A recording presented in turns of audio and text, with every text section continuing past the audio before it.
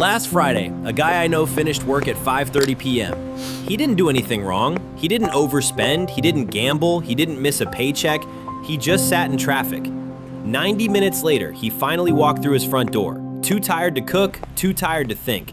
He ordered takeout, scrolled on his phone, went to bed, and did it all again the next day. On paper, he makes good money, but by the end of the week, he feels broke, exhausted, and behind. Here's the uncomfortable question. What if the thing making you poorer every year never shows up on your bank statement? My name is John, and today we're talking about the invisible time tax you're already paying. Not from the perspective of someone who made it, not from spreadsheets and charts, but from the lived reality of normal working people. Bills, commutes, emails at night, that quiet anxiety that shows up on Sunday evenings. And today, I want to talk about a cost that almost nobody calculates, even though it quietly shapes your entire financial life. I call it the time tax. The time tax isn't a fee you see. It's not a line item on your paycheck. No bank sends you a notification about it. It's the unpaid hours you lose every week just to keep your life functioning. Time spent commuting, time spent waiting, time spent switching between tasks, time spent recovering from exhaustion so you can do it all again tomorrow. None of this is counted as work. But it drains you like work. And here's why this matters financially. Most people think their income is defined by their salary. But your real income is shaped by how much usable time you actually control after everything else is taken away. If two people earn the same amount of money, but one of them has 5 extra hours a week of mental and physical energy, they are not living the same financial life. One has time to cook, time to compare prices, time to plan, time to rest. The other is just trying to survive the week, and when you're time poor, money leaks out in predictable ways. You pay for convenience, you make short-term decisions, you postpone thinking about the future because you're exhausted in the present. That's not a personal failure, that's what scarcity does to the human brain. This video isn't about productivity hacks. It's not about waking up at 5 a.m. or optimizing your calendar. It's about understanding how the modern system quietly taxes your time, and how that tax slowly turns into financial stress, lifestyle inflation, and burnout even when your income looks fine. Here's how we're going to break this down. First, we'll do a simple piece of math that most people never do, the real cost of commuting. Then we'll talk about how fragmented time leads to worse financial decisions. Then I'll show you how two people with the same income can end up in completely different places purely because of how their time is structured. And finally, we'll talk about what you can realistically do about it without quitting your job or moving off the grid. Let's start with the math. Let's do a piece of math that almost nobody does. Not because it's complicated, but because once you see it, you can't unsee it. Imagine someone earning $80,000 a year. That's a solid income by most standards. They work a normal schedule, 8 hours a day, 5 days a week. About 230 working days a year. Now add the commute. Nothing extreme, just 45 minutes each way. That's 90 minutes a day, which feels annoying but normal. Everyone does it, right? Here's what that actually adds up to. 90 minutes a day, 230 days, 345 hours a year, 345 hours. That's not a little inconvenience. That's more than 8 full work weeks. 8 weeks of your life. Unpaid. If your boss suddenly said, I'm cutting your salary by 15, but don't worry, you'll still be working the same amount, you'd be furious. You'd update your resume. You'd talk to recruiters. You'd feel disrespected. But when the same cut happens quietly through traffic, trains, parking, delays, we accept it as normal. And it's worse than it looks. Because commuting doesn't just steal time, it steals usable time. Those 90 minutes aren't interchangeable with leisure. You can't rest properly. You can't think deeply. You can't do meaningful work or meaningful recovery. By the time you get home, you're not just done with work. You're mentally depleted, and depletion has consequences. You're more likely to order food instead of cooking, more likely to skip planning, more likely to say, I'll deal with that later, whether it's finances, health, or relationships. So the commute creates a double hit. First, it quietly lowers your real hourly wage. If you include those unpaid hours, that $80,000 salary suddenly looks a lot smaller. Second, it pushes you toward decisions that cost more money over time. Convenience replaces intention. And here's the part that makes people uncomfortable. this isn't evenly distributed. Higher income workers are more likely to live closer to work remotely, or control their schedules. Lower and middle income workers are more likely to commute longer distances because housing near jobs is expensive. So the people who can least afford to lose time lose the most of it. This is why so many people say, I make more money than I used to, but my life feels worse. It's not because you're ungrateful, it's because you're paying more time tax than you realize. And commuting is just the first layer, because even when you finally sit down at home, your time isn't really yours yet. And how that tax slowly turns. Here's something we rarely talk about when we talk about money. Most bad financial decisions don't happen because people are careless. They happen because people are tired. After a long commute, your evening doesn't magically become free time. It becomes fragmented time. You're answering emails, you're switching between apps, you're half watching something while half thinking about tomorrow. Your brain never fully shuts off. And that matters because your brain makes different decisions when it's exhausted. When you're mentally fresh, you compare prices, you cook, you plan ahead, you think in weeks and months. When you're depleted, you think in minutes. What's the fastest option? What hurts the least right now? What can I postpone? This is where money quietly leaks out. Food delivery instead of groceries, ride sharing instead of public transit, upgrading instead of repairing, subscriptions you forget to cancel. None of these decisions feel reckless in the moment. They feel necessary. This is what psychologists call scarcity thinking, but you don't need the term to understand the experience. When your time is scarce, your mental bandwidth shrinks. And here's the cruel part. The same system that drains your time then sells you solutions. Apps that promise convenience, services that remove friction, products designed to save you just a little time. But every one of those conveniences costs money. So you end up in a loop. You're exhausted because you're time poor.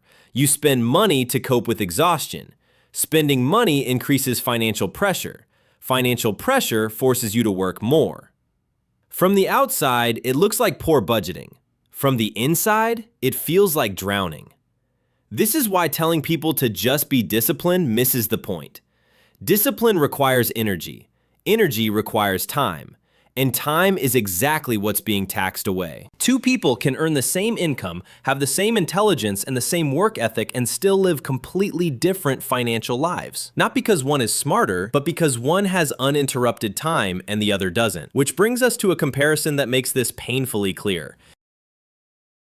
Let me show you how this plays out in real life. Imagine two people, same age, same education, same job title, same salary. On paper, their financial futures should look identical. Person A lives close to work. Their commute is 20 minutes. They get home with enough energy to cook most nights. They have a few quiet hours where nothing is demanding their attention. Person B lives farther out. Their commute is 90 minutes each way. They get home drained, late, and hungry. Their evenings are a blur of catching up, scrolling, and recovering. Neither of them is lazy, neither of them is irresponsible, but over time, their money tells very different stories. Person A has the bandwidth to plan. They notice price increases. They think about retirement early. They fix things instead of replacing them. Person B is always reacting. Bills feel like surprises. Meals are improvised. Financial decisions happen under pressure. Not because person B is worse with money, but because their time is constantly being consumed before they ever get a chance to use it. And this gap compounds. Person as calm creates better decisions. Better decisions create financial breathing room. Breathing room creates even more control over time. Person B never gets that first step. This is how inequality grows quietly, not through dramatic events, but through daily structure. And once you're on the wrong side of that structure, climbing out feels almost impossible. Because the solution isn't try harder. Trying harder usually means working more hours, which often makes the problem worse. This is why so many people feel stuck even as their income increases. The system rewards people who already have control over their time and punishes those who don't. And it does this without ever looking cruel. No villain, no conspiracy, just incentives. Which leads to the uncomfortable question we need to ask next. If this pattern is so common and so predictable, who benefits from it?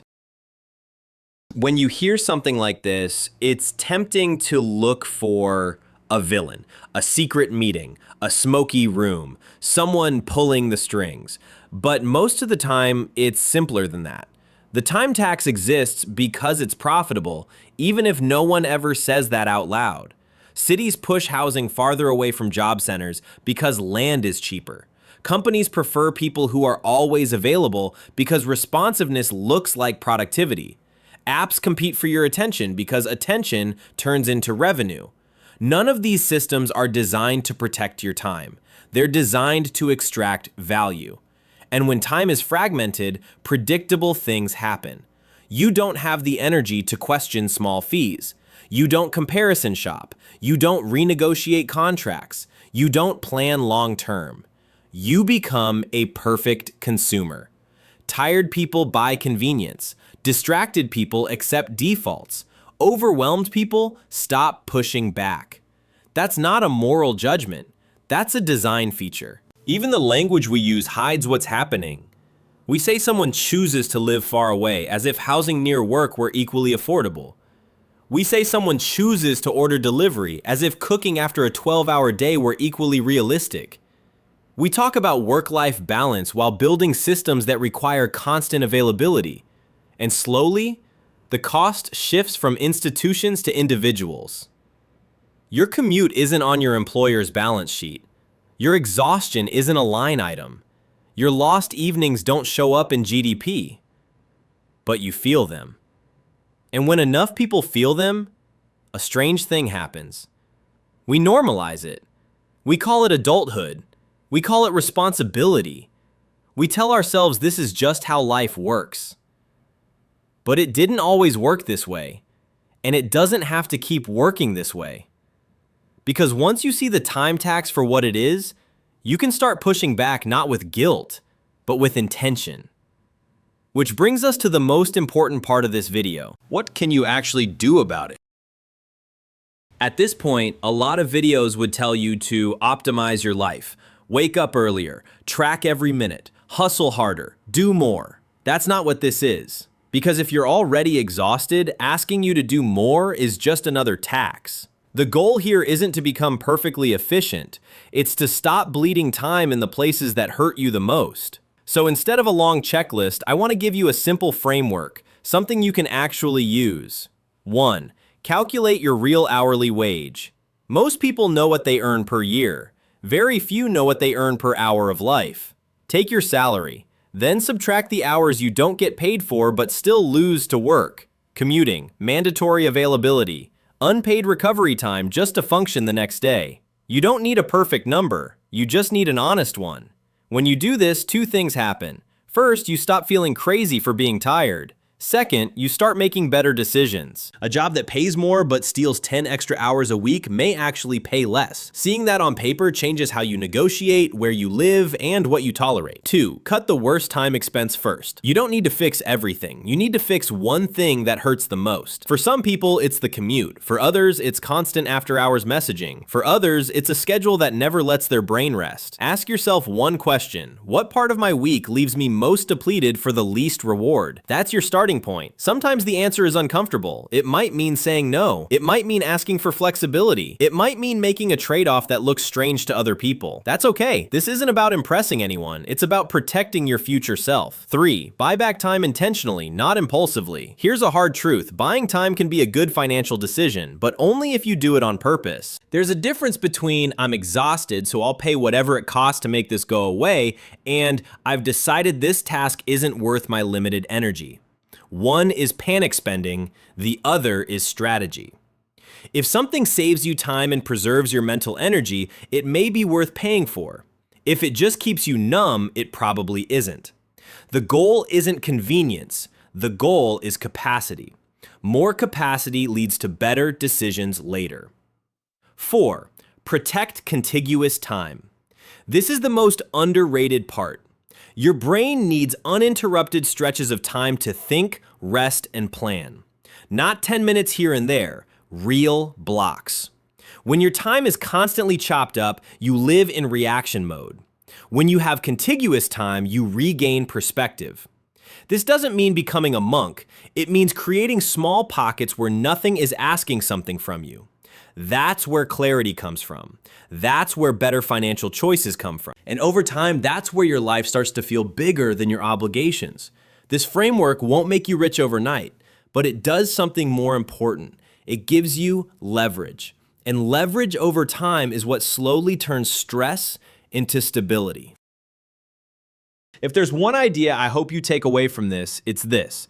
You're not bad with money. You're paying a tax no one ever explained to you. A tax on your time, a tax on your energy, a tax on your ability to think clearly about the future. When people say, I make more than I ever have, but I feel poorer, they're not imagining it. They're living inside a system that quietly takes their best hours, then charges them money to cope with the exhaustion. This isn't about blaming employers, it's not about blaming cities, and it's definitely not about blaming yourself. It's about understanding the rules of the game you're already playing.